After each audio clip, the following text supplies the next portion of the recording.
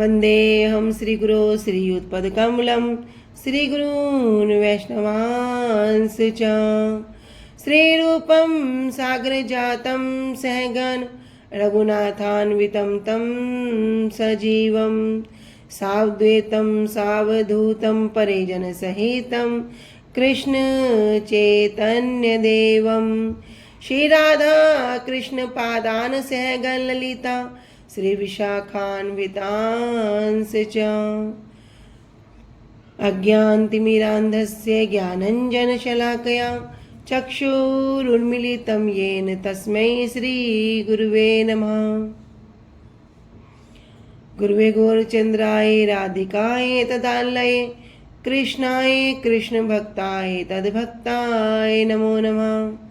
नमो विष्णुपादाय कृष्णप्रेष्ठाय भूतले श्री श्रीमद्भक्तिवेदांत श्री श्रीधर गोस्वामी नामिने।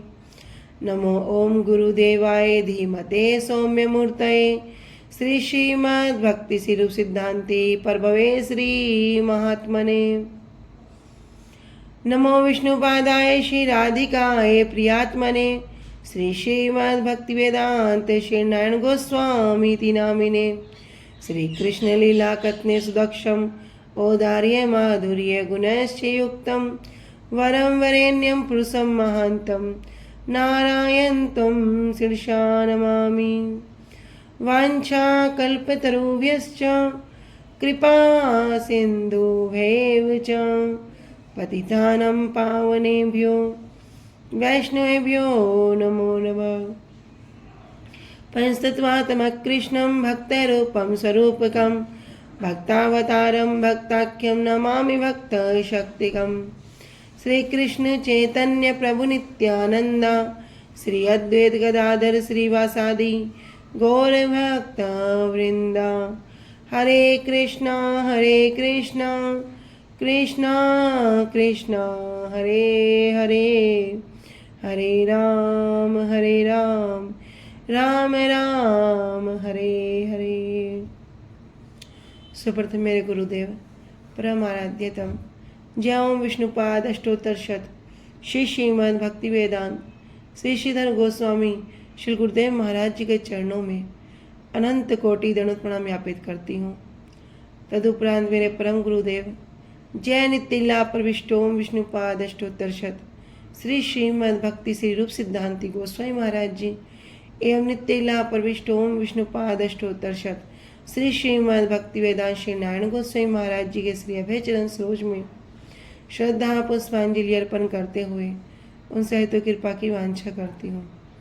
ग्रंथकार श्री कृष्णदास कविराज गोस्वामी जी नित्यानंद प्रभु महाप्रभु समस्त परिकरों के चरणों में दंडवत प्रणाम ज्ञापित करते हुए उनसे भी हेतु कृपा की वांछा करती हूँ।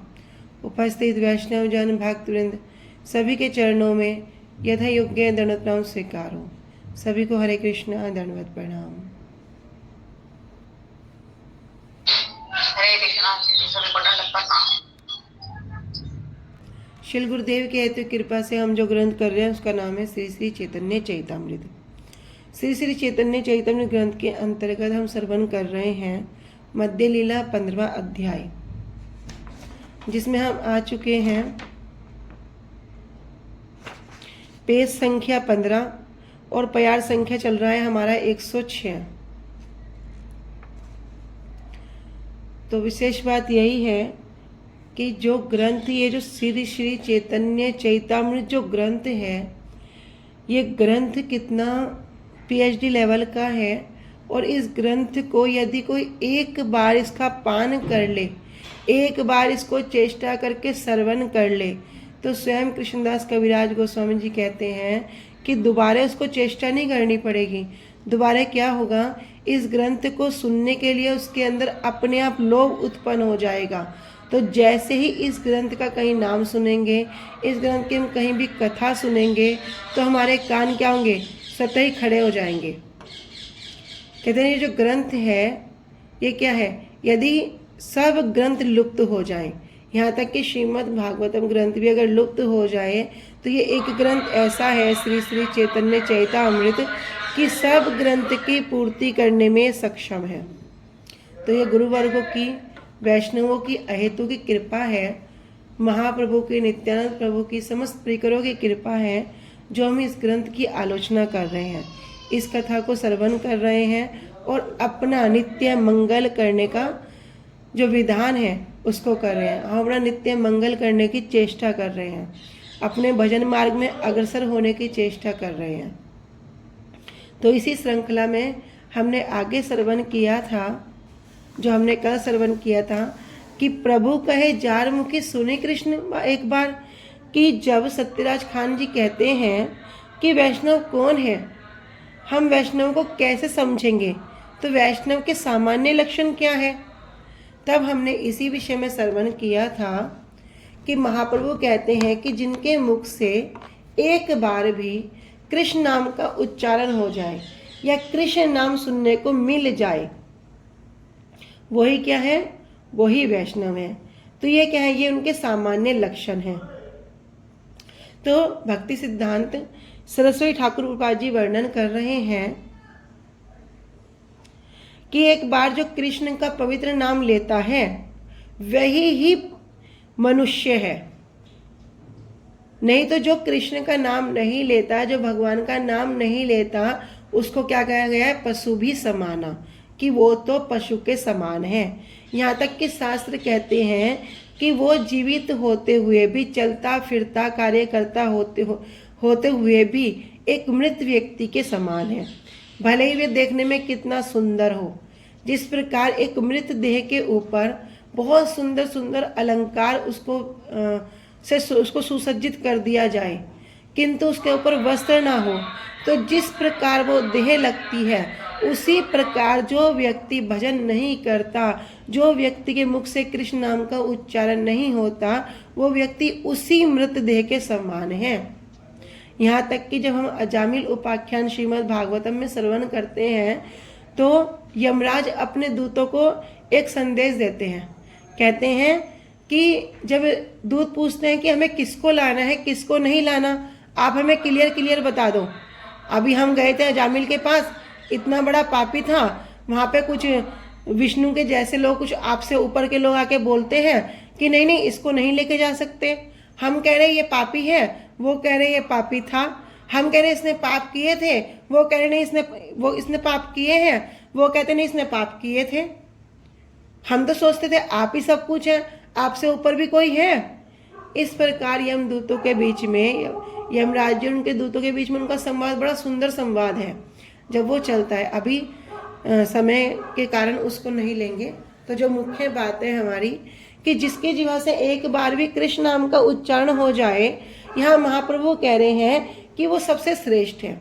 क्यों कह रहे हैं, तो यमराज जी जब अपने दूतों से इस बात को वर्णन करते हैं, कह रहे हैं जीवान वक्ति वर्तते नाम तुभ्यं चेतश्चन स्मृति यद चरणारविंदम कृष्णम नो निमित्ति यद चरणम एकादपि, कि कह रहे जीवान वक्ति वर्तते नाम तुम्हें, कि जिसकी जिह्वा एक बार भी भगवान के नाम को उच्चारण नहीं करती, चेतश्चन स्मृति यदि चरणार विंदम, और जिनका चित्त एक बार भी भगवान के चरणों को स्मरण नहीं करता, भगवान के चरणों में शरणागत नहीं होता,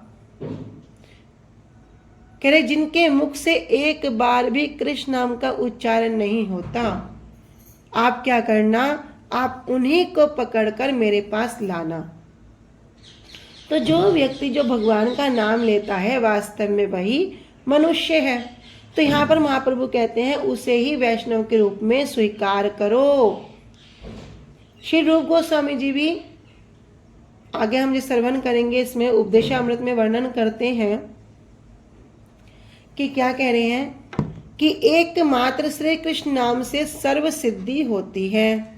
यदि कोई व्यक्ति एकमात्र भगवान कृष्ण का नाम ले ले, क्यों भगवान कृष्ण का नाम क्यों ले ले भैया, कृष्ण के नाम से सर्व सिद्धि क्यों होगी? तो शास्त्रों में वर्णन है, कलयुग केवल नाम आधारा, सुमिरे सुमिरि नर उतरहि पारा। अभी हम कलयुग में हैं, हमारे 4 युग हुए हैं, सतयुग, त्रेता युग, द्वापर और कलयुग। तो हर एक युग का एक महामंत्र है। यद्यपि हर एक युग में मंत्र तो बहुत हैं, किंतु हर एक युग का अपना एक महामंत्र है। जैसे हम सुनते हैं ओम नमो भगवते वासुदेवाय, तो ये कहाँ कब का मंत्र है? द्वापर युग का, सतयुग का दीदी, क्या? सतयुग का। हाँ, ये सतयुग का मंत्र हो गया। किंतु सतयुग में भी महामंत्र था। जैसे वहां पे महामंत्र था नारायण परा वेदा, नारायण परा अक्षरा, नारायण परा गति ही, नारायण परा मुक्ति ही। ऐसे सतयुग का भी एक महामंत्र था। फिर हम त्रेता युग में आए। त्रेता युग में भी अपना एक महामंत्र था। उसमें भी मंत्र बहुत सारे थे, किंतु महामंत्र उसमें भी एक था। ऐसे ही द्वापर में आए। द्वापर में मंत्र बहुत थे, लेकिन महामंत्र एक था। ऐसे जब ये क्या कह रहे कलयुग, कलयुग केवल नाम आधारा, सुमिरे सुमिरे नर उतरे पारा। तो कलयुग में भी नाम ही आधार है भैया, और कुछ करने की जरूरत नहीं है कि बहुत तपस्या करनी पड़ेगी, बहुत ज्यादा अर्चा विग्रह की पूजा करनी पड़ेगी, बहुत यज्ञ हवन करने पड़ेगा। कह रहे नहीं, एक जो नाम का सुमिरन करता है, नाम का सुमिरन करने से क्या होगा, वो इस भव सागर को अनायासी पार कर लेता है। तो इस प्रकार कलयुग का महामंत्र क्या हुआ? हरे कृष्णा, बोलो सब, कृष्णा कृष्णा हरे हरे, हरे राम राम राम हरे हरे। हाँ, तो ये हमारा कलयुग का महामंत्र हो गया।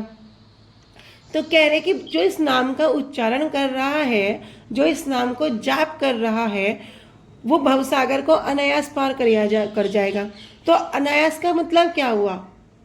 कह रहे देखो, शास्त्र वर्णन करते हैं कि जिस प्रकार एक छोटा बच्चा, जैसे गाय के खुर में पानी भर दो, तो छोटा बच्चा भी क्या करेगा, उसे आराम से पार कर लेगा। कोई चेष्टा करना पड़ेगा, कोई कष्ट करना पड़ेगा? कह रहे नहीं। देखो, लेकिन भव सागर, सागर कितना विशाल होता है। जब सागर के एक छोर पे खड़े हो जाओ, दूसरा छोर नहीं दिखता। इतना विशाल भव सागर होने के बाद भी वह जीव क्या करेगा, इस भव सागर को अनायासी पार कर जाएगा, जिस प्रकार वो छोटा बच्चा कर सकता है। तो हमने कल भी श्रवण किया था कि जिसके अंदर एक, जो कोई व्यक्ति एक कृष्ण नाम कर रहा है, एक शुद्ध कृष्ण नाम कर ले, तो किसी जीव के अंदर सामर्थ्य नहीं कि वो उस नाम के बराबर पाप कर सके।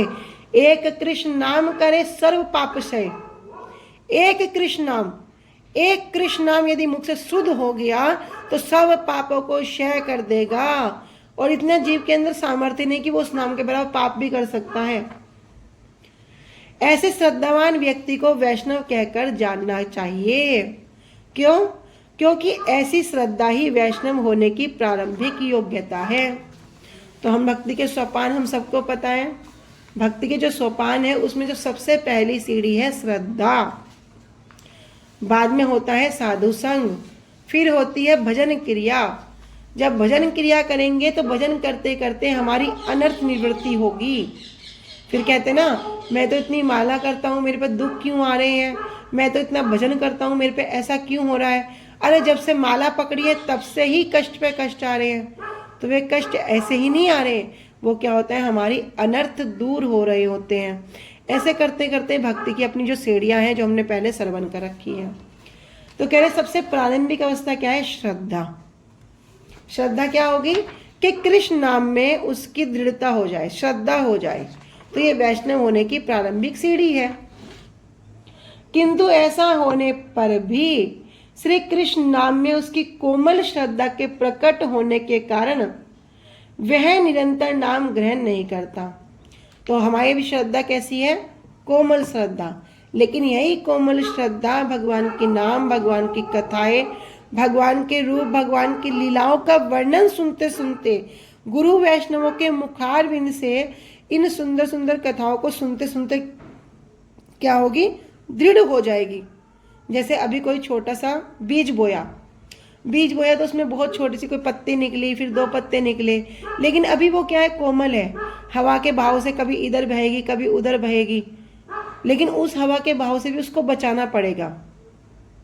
यदि वो बच के एक दिन ऐसा मजबूत वृक्ष बन जाए, फिर कितना आंधी आए, कितना तूफान आए, कितनी बारिश आए, तो वो उसको हिला नहीं सकती।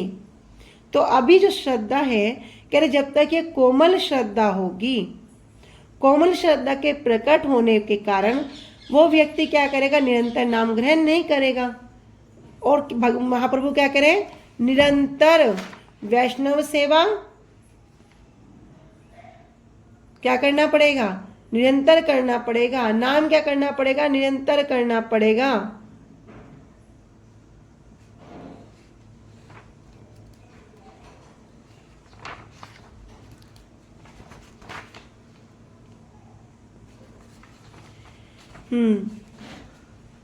तो क्या होगा उससे, कह रहे अभी वो कोमल श्रद्धा होने के कारण निरंतर नहीं करता। तो श्री रूप गोस्वामी प्रभु ने स्वयं लिखित उपदेशामृत में क्या कहा है, कृष्णेति यस्य गिरि तम मनसाद्रियेत दीक्षास्ति चेत। जो श्री कृष्ण नाम को अप्राकृत, अर्थात कृष्ण नाम कैसा है, नित्य है, अप्राकृत है, चिन्मय है, चिंतामणि, कृष्ण चैतन्य रस विग्रह, पूर्ण सिद्ध नित्य मुक्तो अभिन्न तत्व नाम नामिनी। कि भैया ये जो भगवान का नाम है ये अप्राकृत है, चिंतामणि है, जो चिंता करोगे वो मिल जाएगा, कल्पवृक्ष के समान है। कह रहे कृष्ण चैतन्य रस विग्रह है, पूर्ण शुद्ध नित्य मुक्त, पूर्ण है, शुद्ध है, नित्य मुक्त है, और नाम और नामी में कोई भी भेद नहीं है। परम श्रद्धा के साथ जब इसका अर्चन करते हैं, जब इसका जाप करते हैं, परंतु अपनी बद अवस्था के कारण, अभी हम सब क्या है, बद हैं। बद होने के कारण क्या होता है, भक्ति के जो भक्ति सिद्धांत जो विचार हैं, अभी हम कथा तो बड़े श्रवण करते हैं, लेकिन जब सिद्धांत तत्व की बात आए हमें बड़ा सुनने में आलकस होता है। क्या करेंगे, अरे कर तो रहे हैं, फिर ये हमें नई बात क्यों बता रहे हैं। कह रहे भक्ति सिद्धांत विचार रहित होकर भक्ति के जो उपादान को और जो शुद्ध भक्त को संपूर्ण अप्राकृत के रूप में समझ नहीं पाते। अभी इस प्रकार भगवान को तो क्या मान लिया कि भगवान तो नित्य वस्तु है, एकमात्र भगवान क्या है, सबके स्वामी है, लेकिन जो उनके भक्त है उनको नहीं मानेंगे। इसी प्रकार क्या करेंगे, कह रहे वे भक्ति के जो सिद्धांत है उनके विचार से रहित हो जाएंगे, और भक्ति के जो अंग है, अंग कैसे, शुद्ध भक्तों को संपूर्ण रूप से अप्राकृत नहीं समझते, अर्थात शुद्ध भक्तों के चरणों में अपराध करेंगे। वे भी शुद्ध भक्त और श्री गुरु की सेवा से एवं उनके मुख से जब शुद्ध भक्ति के सिद्धांत को श्रवण करेंगे, शुद्ध भक्ति के सिद्धांत के श्रवण करने के फल से क्या होगा, क्रम से, क्रम पूर्वक धीरे धीरे सब प्रकार के पापों के नष्ट होने पर उसके धीरे धीरे क्या होंगे, अनर्थ निवृत्ति होंगी। इधर कथा सुनेगा, इधर जाप करेगा, इधर भक्ति के अंगों को पालन करेगा, तो ये क्या करे, अनर्थ निवृत्ति होगी। उसके पापों के नष्ट होने पर उसको अप्राकृत अनुभूति अथवा उसको दिव्य संबंध ज्ञान प्राप्त करते हैं। तब जाकर उसको जो अप्राकृत जो चिन्मय वस्तु है उसकी अनुभूति होगी, और दिव्य संबंध ज्ञान जो हमारी दीक्षा है, दीक्षा शब्द का अर्थ क्या है, हमने पहले श्रवण किया था, दिव्य ज्ञानम यतो दद्यात कुर्यात पापस्य संशयम, कि दीक्षा करना मतलब क्या है, दिव्य ज्ञान को प्राप्त करना, सब प्रकार के पापों को संशय करना, यही क्या है दीक्षा शब्द का अर्थ है। तो उसको वो दिव्य संबंध ज्ञान तभी प्राप्त होगा। अब वो दिव्य संबंध ज्ञान क्या है, कि मैं कौन हूं, मैं कौन हूं, यही दिव्य ज्ञान है। हम सुन तो रहे हैं जीवेर स्वरूप है कृष्ण नित्य दास, हमें ये तो पता चल गया भैया हम कृष्ण के नित्य दास हैं, लेकिन अभी हमें अनुभूति नहीं हुई है कि हम दास तो हैं, कौन से दास हैं, क्या करते हैं, हमारी सेवा क्या है, अभी हमें कुछ भी नहीं पता।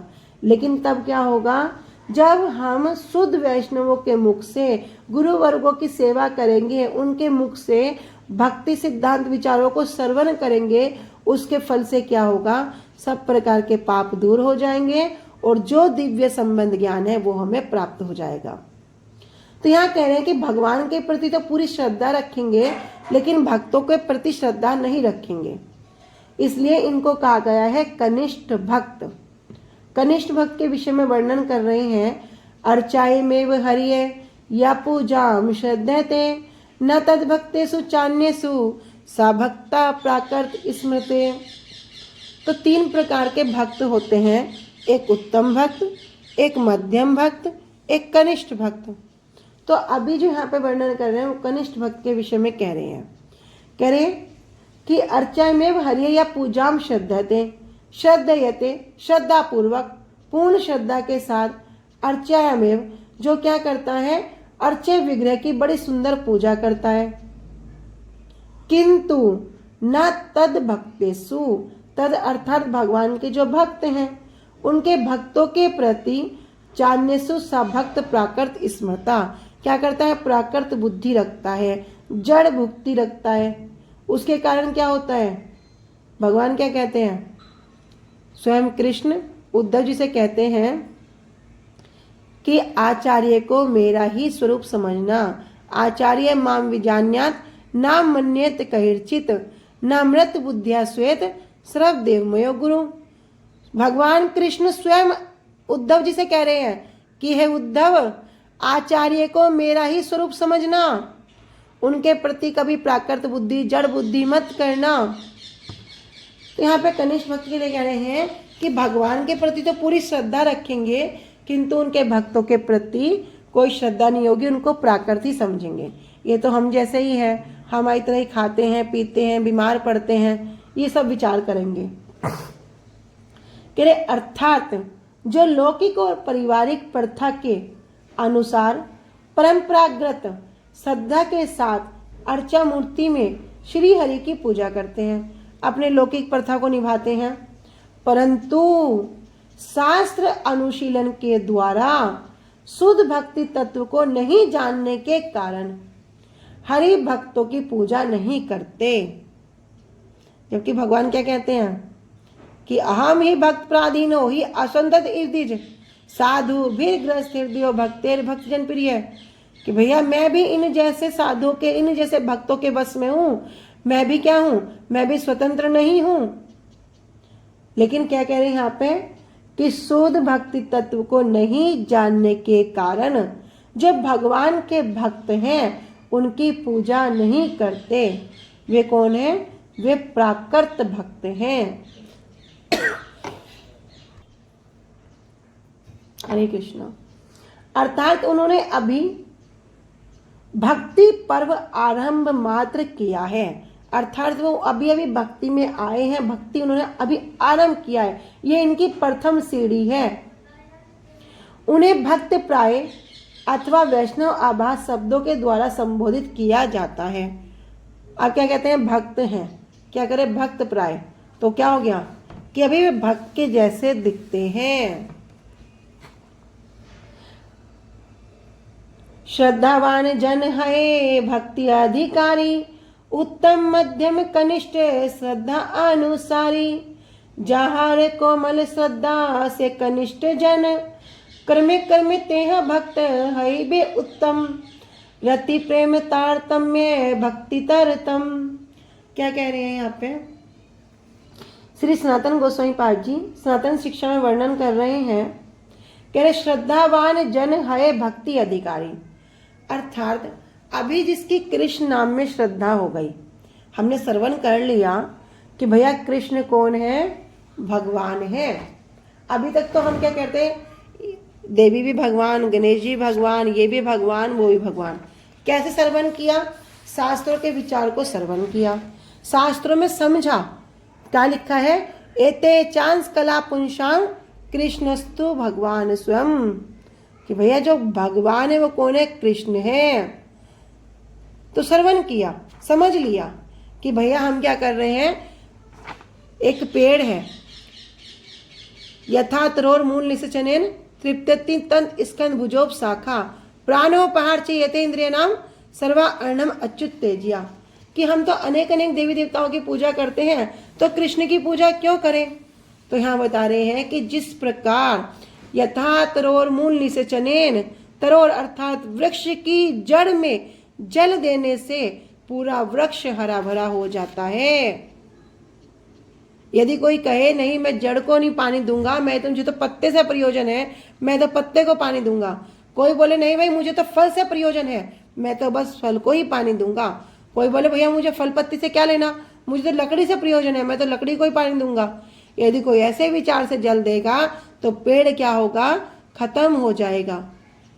इसी प्रकार जब हम अनेक अनेक देवी देवताओं की पूजा करते हैं लेकिन कृष्ण की पूजा नहीं करते तो हमें कुछ फल प्राप्त नहीं होता। संसारिक विषयों में भ्रमण करते करते करते करते सब कुछ यही छोड़ के जाएंगे और बाद में फिर वही होगा, पुनरपि जन्म पुनरपि मरणम, फिर बाद में वही सब होगा। तो कह रहे जिस प्रकार पेड़ की जड़ में जल देने से पूरा वृक्ष हरा भरा हो जाता है। एक ही श्लोक के अंदर 2 उदाहरण देंगे। कह रहे यथा तरोर्मूल निषेचन तृप्ति तत् स्कंद भुजो शाखा, उसकी जड़ हो शाखा हो सब तृप्त हो जाती हैं। प्राणोपहार चीयते इंद्र नाम, भैया जिस प्रकार हमारी इंद्रियां सारा कार्य करती हैं, हाथ अपना कार्य करते हैं, पैर अपना कार्य करते हैं, मुख अपना कार्य करता है, आंख अपना कार्य करती है। कोई व्यक्ति कहे नहीं नहीं मैं तो सबको अपना अपना भोजन दूंगा, आंख में थोड़ी दाल दूंगा, कान में थोड़ा तेल दूंगा, यहाँ पे पेट में थोड़ा सा भोजन दूंगा, अलग अलग प्रकार सोचे कि मैं इसको ही कार्य दूंगा, तो क्या उसका पेट में कुछ जाएगा, उल्टा उसका नुकसान होएगा। क्या करेंगे, इस प्रकार मुख में ग्रास देने से जब पेट में भोजन जाता है सारी इंद्रियां तुष्ट हो जाती हैं, हष्ट पुष्ट हो जाती हैं। उसी प्रकार सर्वा अर्णम अच्युत तेजिया, एकमात्र कृष्ण की पूजा करने से सारी भगवान सब जो देवी देवता हैं सब संतुष्ट हो जाते हैं। तो कह रहे श्रद्धावान जन है भक्ति अधिकारी। अब इसको पता लग गया भैया कृष्ण कौन है, भगवान है, उसकी इतनी श्रद्धा हो गई।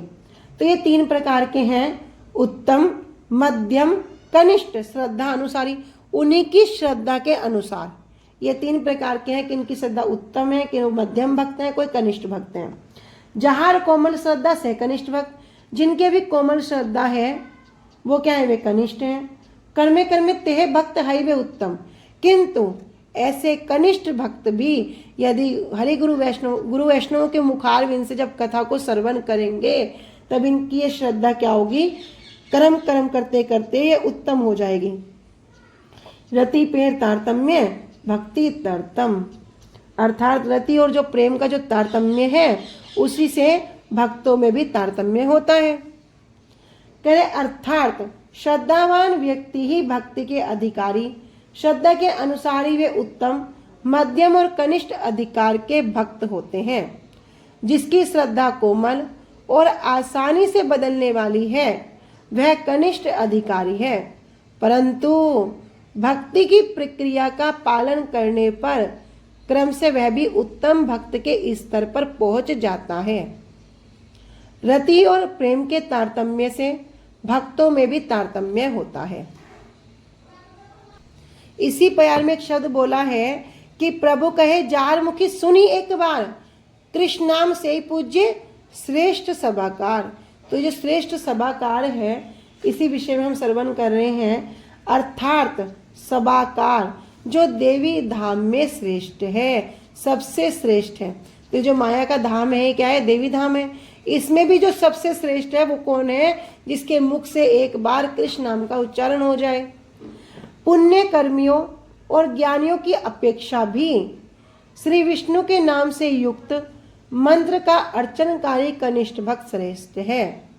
कह रहे पुण्य कर्मियों के अनेक अनेक प्रकार के कर्म करता है। कर्म क्यों करता है, पुण्य अर्जन करने के लिए। कहीं धर्मशाला बना दी, कहीं बावड़ी खोल दी, कहीं हॉस्पिटल खोल दिए, कहीं भूखों को भोजन करा रहा है।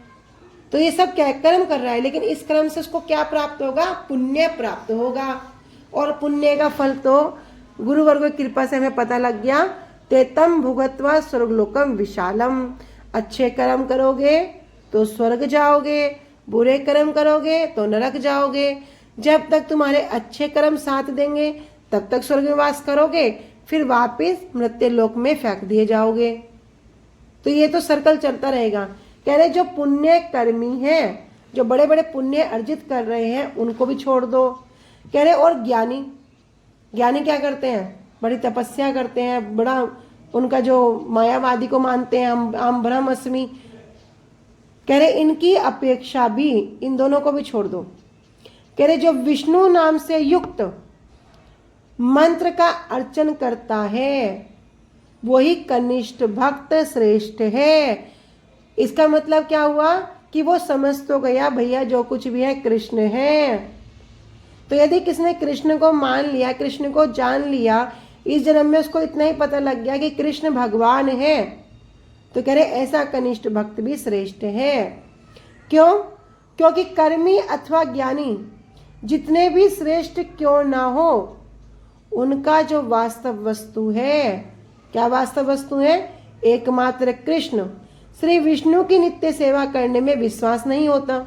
विश्वास कब होगा? जब दो वस्तु होंगी, एक होता है सेवक, एक होती है सेव्य। जो ज्ञानी जन है, जो मायावादी जन है, क्या कहते हैं? अहम ब्रह्मस्मि, मैं ही ब्रह्म हूं। तो जब ये मैं ही ब्रह्म हूं, तो भैया सेव्य वस्तु कहां से आई और सेवक वस्तु कहां से आई? फिर इनका विश्वास कैसे होएगा?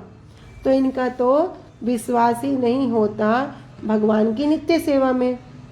इसलिए मुख से वेदों को मानने पर भी वे वास्तव में उनकी थोड़ी सी भी महिमा क्यों ना हो,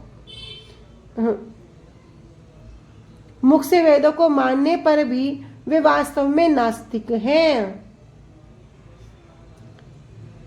और विष्णु के अर्चक अप्राकृत भजन राज्य में उनकी थोड़ी सी भी महिमा क्यों ना हो, अंततः वे श्री विष्णु के अर्चा के वास्तव सत्य विग्रह होने को श्री गुरु के मुख से सुनकर उसके प्रति श्रद्धावान तो है।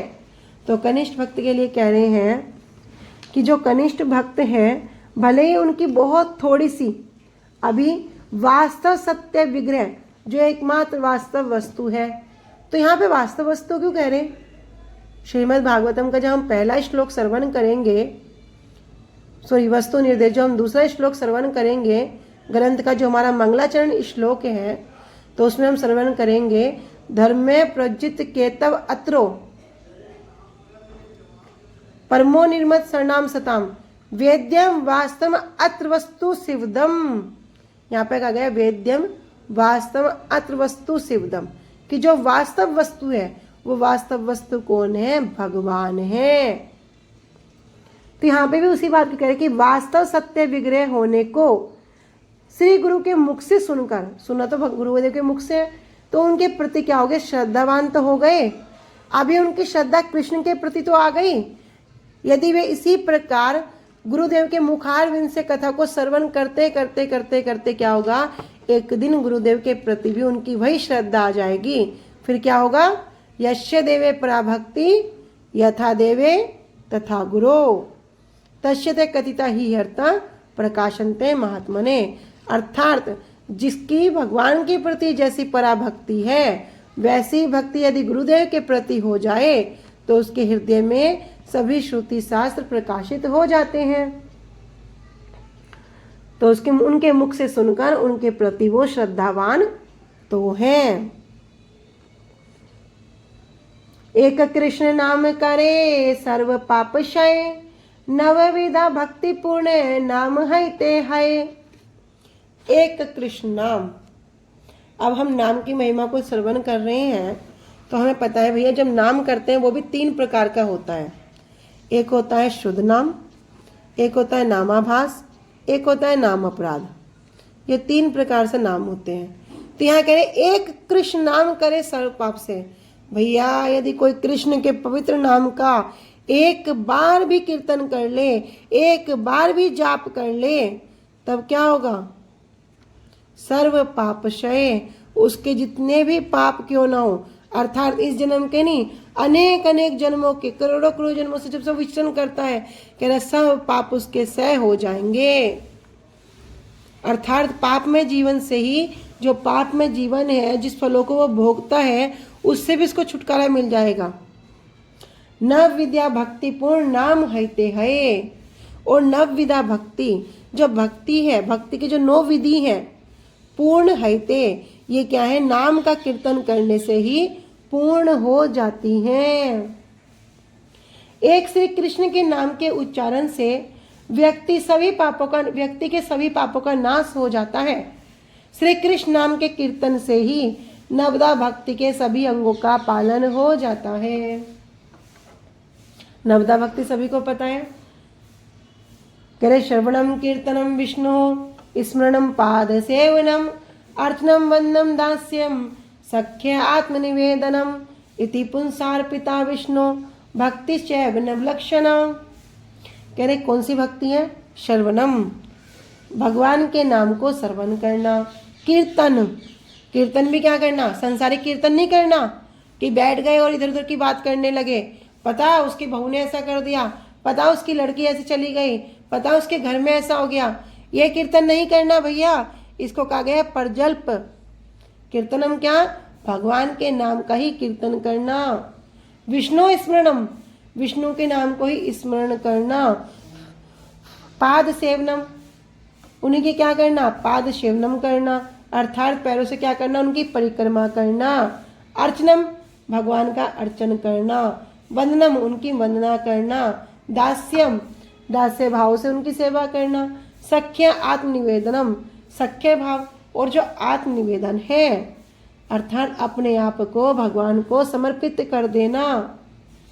इति पुंसार्पिता विष्णु भक्ति चैव लक्षणा, यही 9 प्रकार की भक्ति है कि अर्थात सर्वण कीर्तन स्मरण पाद सेवनम अर्चनम वंदनम दास्य सख्य और आत्मनिवेदनम। ऐसी 9 लक्षण वाली भक्ति को जो विष्णु में साक्षात अर्पण करते हैं वे ही शास्त्र के उत्तम पंडित हैं।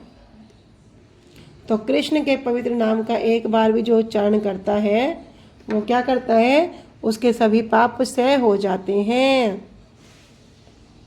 तो भक्ति के जो 9 कार्य हैं, जब हम क्या करते हैं? भगवान को समर्पित कर देते हैं, तभी वास्तव में हमारे जीवन का सार्थक होता है। सभी शास्त्रों में बताया है कि जब भी कोई भक्ति करता है, भक्ति का मतलब क्या है? भगवान की प्रसन्नता के लिए कार्य करना, जिसमें स्व सुख का नाम मात्र भी नहीं हो।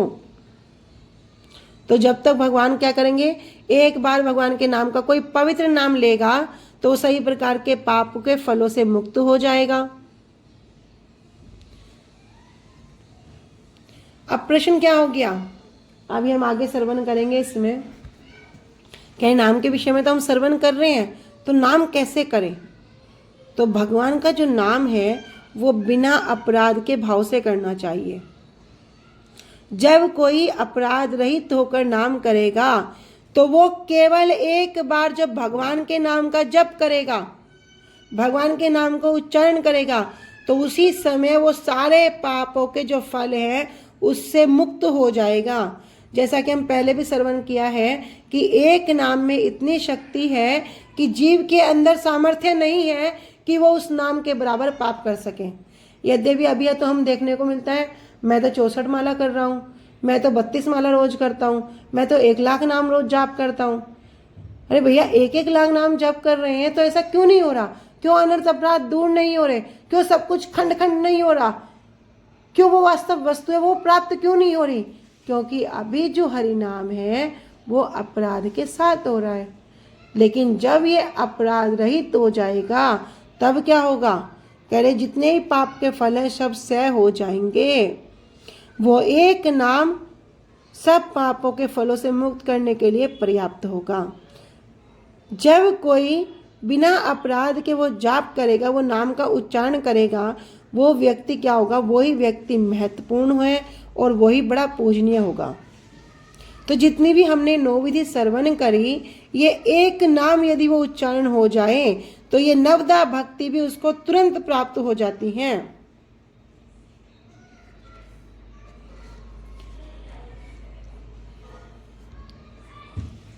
नाम अपराध का त्याग कर एकमात्र श्री कृष्ण नाम के आश्रय से ही सब प्रकार के पापों के नष्ट होने पर जीव की पुण्य पाप मूलक प्राकृत भोग वासना संपूर्ण रूप से नष्ट हो जाती है।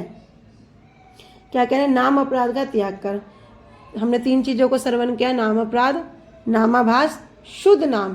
तो यहाँ जो कह रहे हैं शुद्ध नाम के विषय में कि जब जीव नाम अपराध को त्याग देगा, करते करते करते करते एक दिन उसके हृदय में ऐसी स्फूर्ति होगी, उसे कृष्ण नाम के सिवा कुछ अच्छा ही नहीं लगेगा। सोते उठते बैठते चलते फिरते बस कृष्ण नाम। फिर घर में आकर कोई क्या बात कर रहा है, दुकान पे क्या हुआ, घर पे क्या हुआ, उसने क्या कहा, इसका क्या हुआ, कोई भी विषय में उसकी रुचि नहीं है।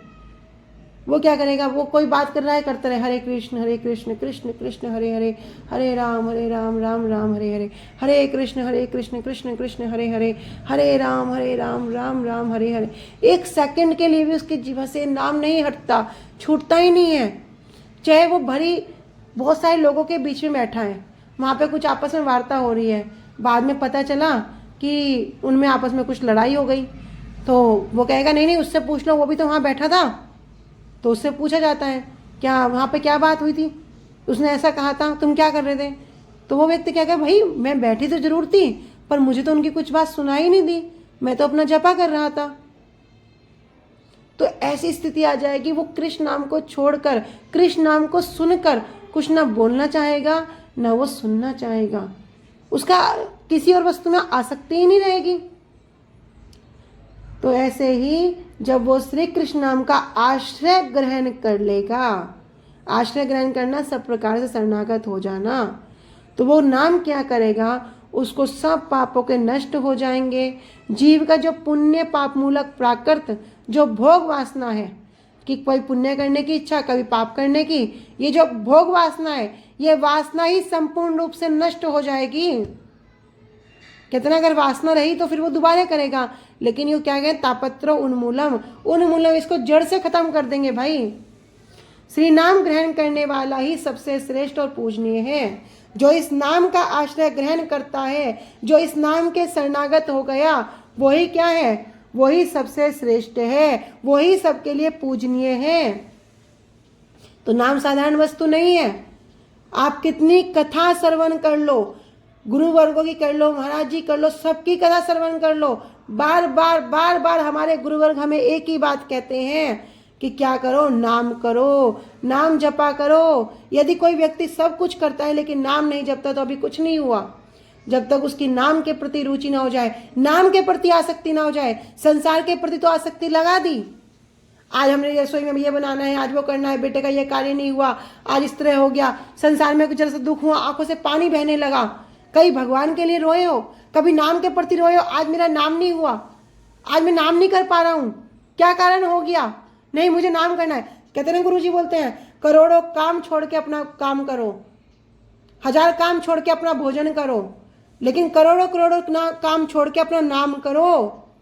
कहते करोड़ों काम को पीछे रख दो लेकिन अपना नाम करो भैया, नाम इंपॉर्टेंट है। हम अपने वैष्णवों को देखते हैं, गुरु वर्गों को देखते हैं, कोई भी तीज त्योहार, कोई भी मठ में मंदिर में कोई प्रोग्राम होगा, उत्सव होगा, दिन रात एक करके उत्सव की तैयारी करेंगे, बड़े सुंदर सुंदर जन्माष्टमी को फूल बंगले बनाएंगे, अब अक्षय तृतीया आ रही, रोज चंदन घिसने की सेवा चल रही है, पूरा सेवा करते हैं, किंतु उसके बाद भी रात में 2-2, 3-3 बजे तक जागकर हरि नाम करते हैं, अपना हरि नाम नहीं छोड़ते।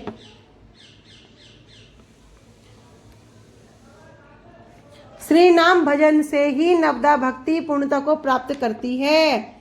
ये नाम भजन की बड़ी श्रेष्ठता है। किसी की नाम में एक बार रुचि हो जाए, उसे कुछ करना नहीं पड़ता भाई, फिर नाम क्या करेगा, नाम उसके लिए काम करेगा। एक बार आप नाम के लिए काम करो, फिर नाम आपके लिए काम करेगा। कहते ना हम क्या नाम क्यों कर रहे हैं, तो गुरुजी बताते ना कि मैं तुम्हें माला नहीं दे रहा हूं, मैं साक्षात तुम्हें युगल सरकार दे रहा हूं, खुद भूखे रह जाना, माला को भूखा मत रखना। बड़े स्ट्रिक्टली बोलते हैं, बड़े सरल स्वभाव से बड़े स्ट्रिक्टली बोलते हैं, लेकिन हम क्या है, हम अभिबद्ध हैं, हम सुनना नहीं चाहते।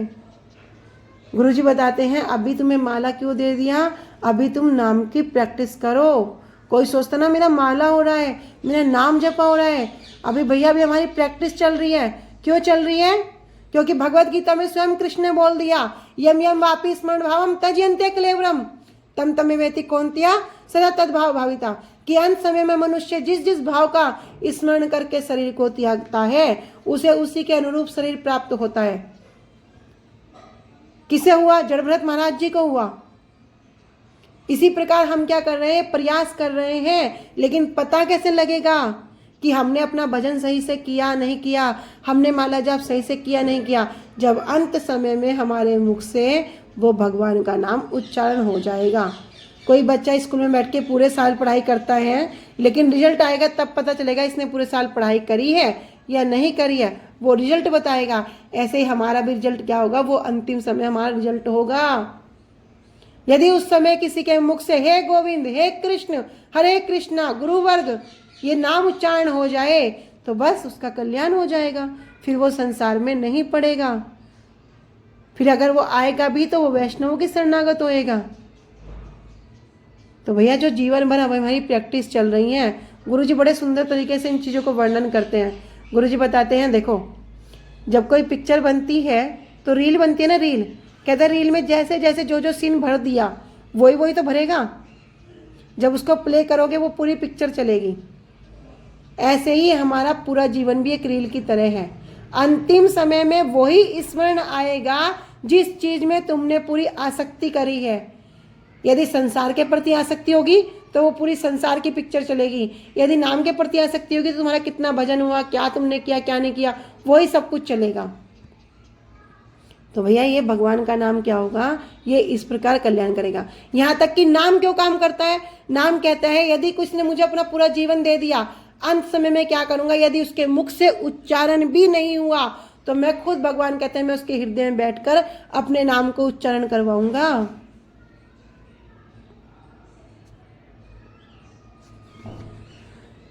यद्यपि अन्य भक्ति कलो कर्तव्य तथा कीर्तनाख्य भक्ति संयोग नेव, अर्थात यद्यपि कलयुग में भक्ति के अन्य अंगों का पालन करना कर्तव्य है, तथापि फिर भी कीर्तन के संयोग से उनका पालन करना चाहिए।